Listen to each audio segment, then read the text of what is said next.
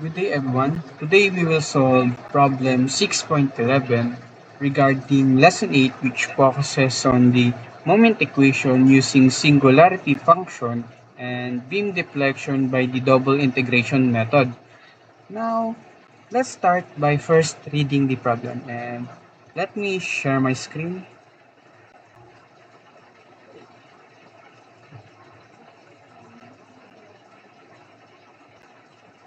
Now here, so problem 6.11.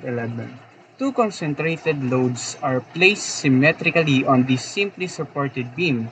Determine the expression for the maximum displacement of the beam and calculate the maximum displacement and maximum bending moment for a W14 times 26 section using the following data. A is equals to 6 feet, L is equals to 20 feet, and P is equals to 6,000 lb force, and E is equals to 29 times 10 raised to 6 psi. So here is the figure. Now let me stop sharing my screen. And let's proceed in solving the problem. Let's start with the given components. Here, as you can see, it's stated that we have the load of 6,000 lb force, the A that stands for the distance from the load, which is 6 feet, and L that stands for the total length of the beam, which is 20 feet, and E that stands for the modulus of elasticity, which is 29 times 10 raised to 6 psi, and lastly is the beam section, which is W14 times 26. And if you find the AISC steel construction manual, a beam that have this beam section usually have a moment of inertia that is equals to 245 inches to the fourth. Now, for the requirements, let's first find the A is equals to A is maximum moment and B is the maximum displacement. So first, we will proceed and before I forgot, so here is the FBD or the free body diagram of the figure.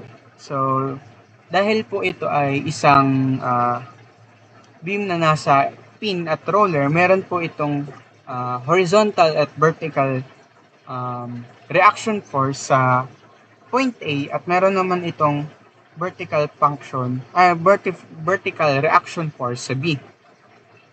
So here. So now let's proceed in solving the problem. Now to get the reaction forces, we need to moment or summation of forces. So let's start with summation of forces in the horizontal axis. So summation of forces in x-axis is equals to 0. So dahil wala naman pong wala namang forces sa x-axis maliban sa ax, so we can conclude that ax is equals to 0.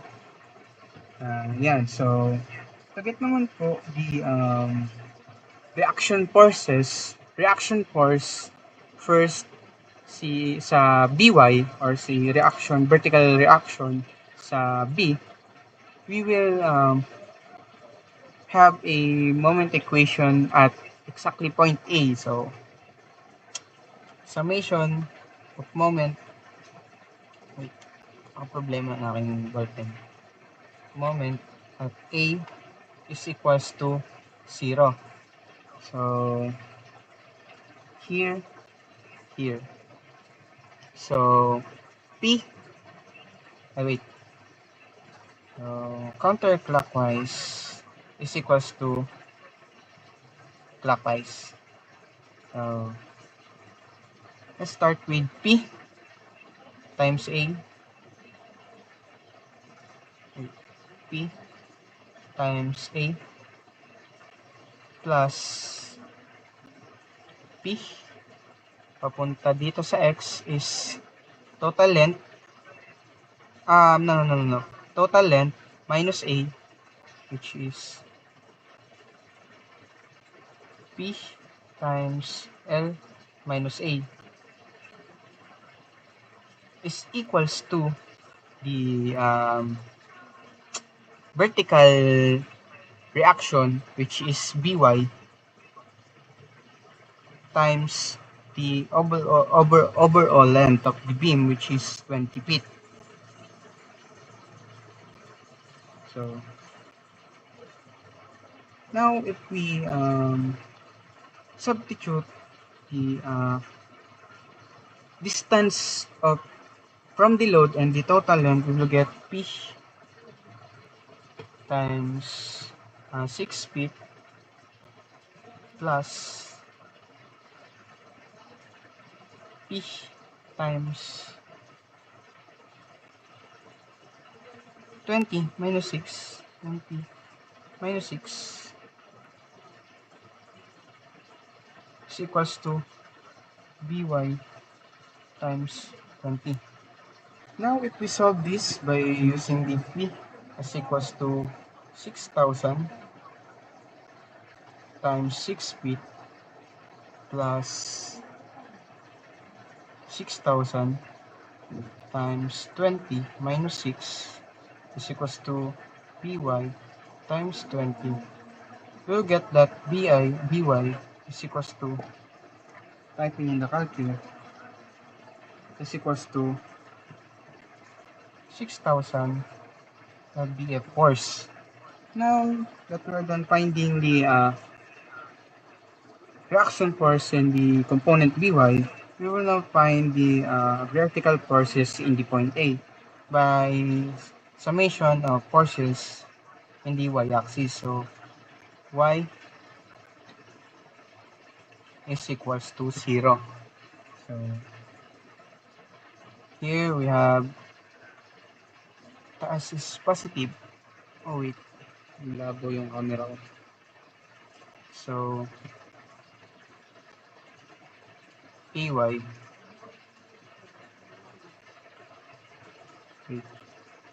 plus By minus 2P. Dahil dalawa yung P or yung load forces na pababa. So equals to 0. So yan ay Ay plus 6,000 minus 2 times 6,000. Wait, 6,000, which is equals to 0. Now, by finding the Ay, we'll get Ay is equals to 6,000 lbf force then. So now that we are done finding the vertical reaction forces, we will proceed in finding the maximum moment. And we know that maximum moment is equals to the reaction force times the distance from the load. So, A yan, A. So, by substituting the given, so 6,000 lbf times the distance from the load, which is 6 feet, we will get maximum moment is equals to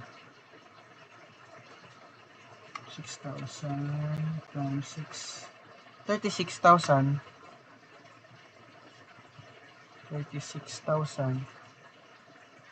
lbf feet. And if we want it to convert into lbf inches, we just need to multiply it by 12 inches divided by 1 feet, since 1 feet is equals to 12 inches. Cancel. Now we will get 36 times 12 is equals to 4, 3, 2, 1, 0, 0, 0 lbf inches.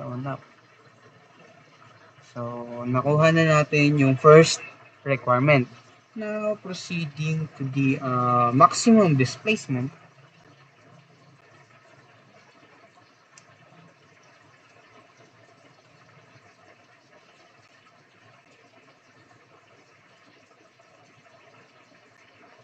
maximum displacement.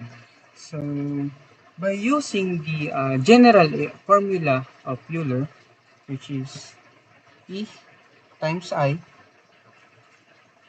second derivative of y with respect of second derivative of x, is equals to the maximum moment. And since we know that the maximum moment is equals to PA,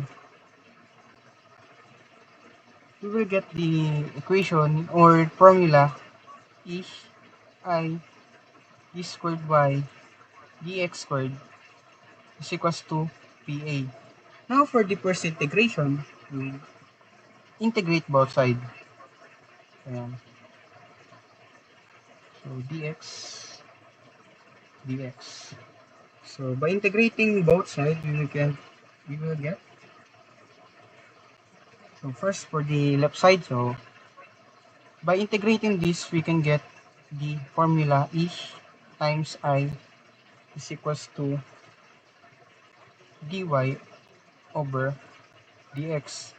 So sa right side naman, dahil with respect to x ito, constant ang PA, so PA is times x plus yung constant C1 or yung constant number. So now to get naman po yung constant number 1, remembering that x is equals to L over 2.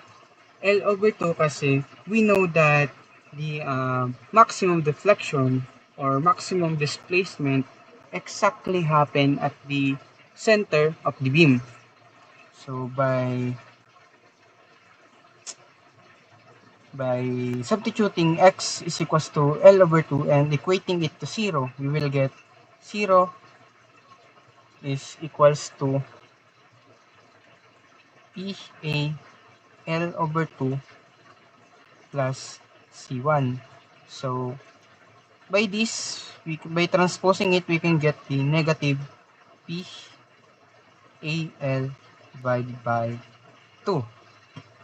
Now substituting it into the original integrated formula, we can get E times I dy dx dy dx is equals to PAX plus minus PAL divided by 2. So now that we get the integrated formula, to get the second integral, we will integrate again the left side and the right side. So integrating it. So first, let's integrate the left side, so which is AI times dy with respect to the x. By integrating it, we already know that we will get EI times y is equals to, first, the integral of PAX with respect to dx, with respect to dx, we will get, again,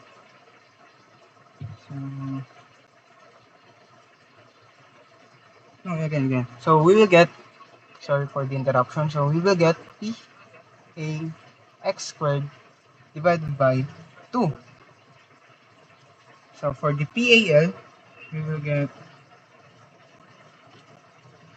dahil ang PAL over 2 is a constant, by transposing it, we will get minus PAL x divided by 2 plus the constant 2. And now to get naman the C2 or the constant number 2, so by matching this with the deflection of the first segment, which is 0 less than or equals to x and less than or equals to a, at the x is equals to 0, and knowing that y equals to 0 at the support x, knowing that y is equals to 0 at the support x is equals to 0. So the constant C2 is determined to be P. So C2 will be P to PA3 all over 6. So by substituting it into the original formula, so we will get E times I, y is equals to PAX 2 minus PAL x all over 2 plus PA3 6. Now, adding all the same variable, you will get E I y is equals to P P A x squared 2 minus P A L x squared plus PA3 all over 6. Now, to isolate the y component at the left side, we will divide it both sides by E 1 raised to 1 all over 2 E times I. So now with this, we can get the final equation or final formula such as y is equals to PA all over 24 times E times I times 3L 2 minus 4A squared.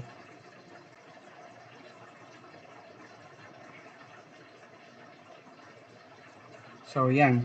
And now by substituting all the given components, which is the P is equals to 6,000 lbf, the modulus of elasticity, which is E times E is equals to 29 times 10 raised to 6 psi, or lbf inches squared, and the distance from the load, which is 6 feet, and the total length, which is 20 feet, we can get y is equals to P times 6 feet 6 feet times 1 feet, 12 inches is equals to 1 feet times, all over 24 times 29 times 10 raised to 6 lbf inches squared times the moment inertia, which is 245 inches to the fourth, multiplied by 3 times 20 times 12 times 1, divided by 1, cancel, squared, plus minus 4 times 6 times 12 inches all over 1 feet squared. We will get the y exactly as, by solving it in the calculator, 6,000 times 6 times 12 all over 1 all over 24 times 29 times 10 raised to 6 times 245 inches to the fourth times 3 times 20 times 12 raised to 1 minus squared minus 4 times 6 times 12 to 1 squared, you will get exactly 0.385 inches. And that's it for the maximum displacement. And we're done on the sample problem or problem 6.11. Thank you and goodbye.